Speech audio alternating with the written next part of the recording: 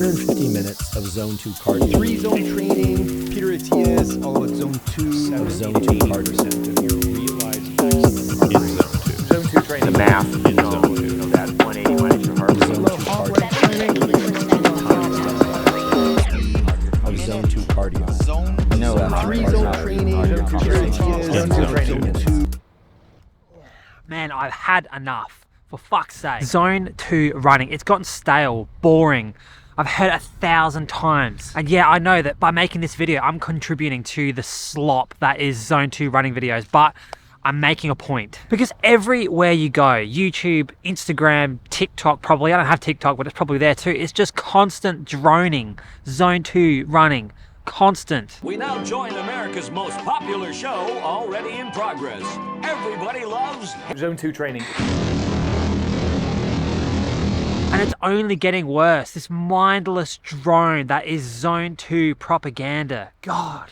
Like last week, I went to the GP, just like a standard doctor, to get a referral for an MRI. And I was explaining how I was working myself back into running nice and slowly. You know what he said? He said, make sure that all of your running is in Zone 2 whilst you're building up. Like, a GP said that to me.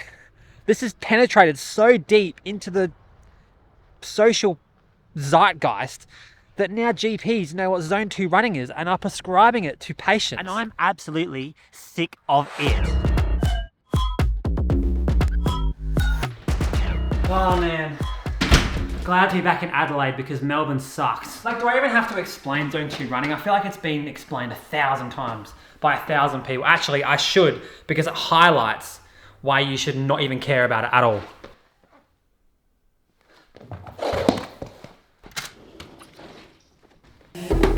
Okay, Zone 2 training. Definitions that I see every day. Zone 2 is just easy running. Zone 2 is less than 3 millimoles of lactate. Zone 2 is 60 to 70% of your heart rate max. Zone 2 is also 70 to 80% of your heart rate max too.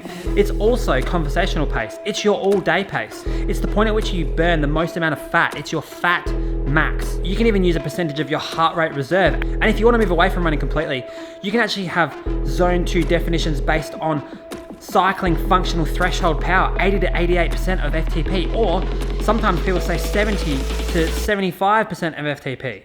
See, it's a complete mess. And it's funny because I actually got so much anxiety editing the start of this video on the plane. So I hope that you didn't, and you didn't just click off the video straight away. Basically, it's a complete mess and no one has any idea about how to actually define this in a way that applies to normal people. And this constant parroting of Zone 2 training without any understanding of how to actually apply it to normal everyday people is just like HIIT training was, 10 years ago. HIIT training classes, constantly, full on lactate bath 5 days a week. And so the response to that is, yeah, maybe you need some easy sessions every now and then to balance it out. But for runners, we already get it. We get it. We do easy runs. We get it. Zone 2 generally is an intensity zone that we can correlate with heart rate data to determine a 5-zone training model that we can use to measure the intensity of our training. And so the idea is that we use Zone 2 training to build the amount of mitochondria we actually have. And then we use the higher zones to build the efficiency of those mitochondria.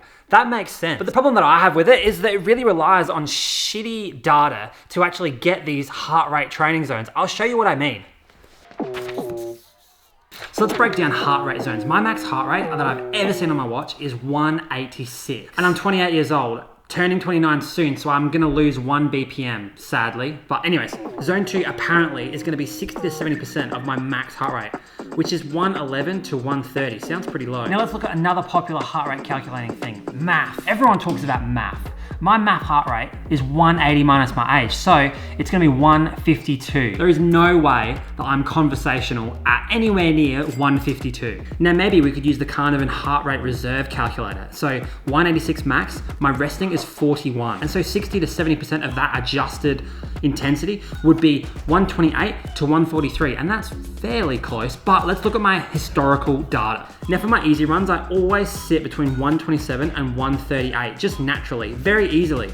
So what should you use to define your Zone 2? Well, none of them basically. Because the only way that you're gonna get this accurate enough to actually use it as a training thing, to monitor all your training, is by going to a lab and getting your heart rates zones tested and your thresholds done.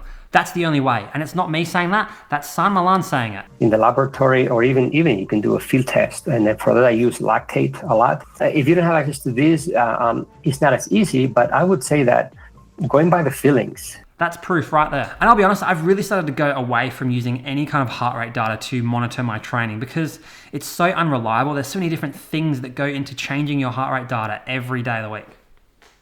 The mindless, never-ending drone of Zone 2 training videos and podcasts and stuff doesn't actually help anyone. All it does is just muddy the water and make it hard for people to actually get into some sort of training casually. Like if you're only running like 3 days a week, you don't have to be a perfectionist. You can go out and just do whatever you want because you're going to have rest days in between. And yeah, it's not going to be optimal, but you're only training 3 days a week. That's not optimal. Who cares? Like this stuff really only becomes a serious thing when you're running like 6 to 7 days a week on end and you really have to manage your fatigue and also, yeah, getting that training stimulus in. But I think if you're getting to the point where you're running 6 to 7 days a week continuously for a long period of time, you're going to really quickly understand what different training zones actually feel like with your own internal feeling systems.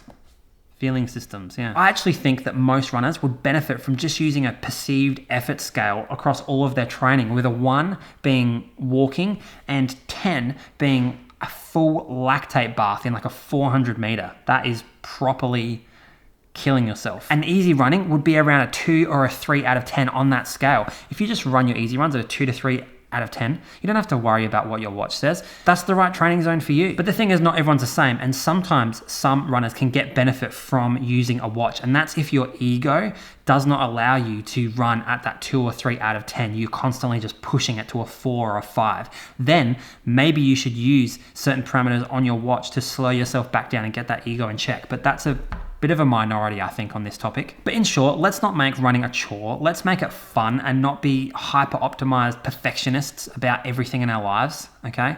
And I'll see you guys tomorrow. Bye.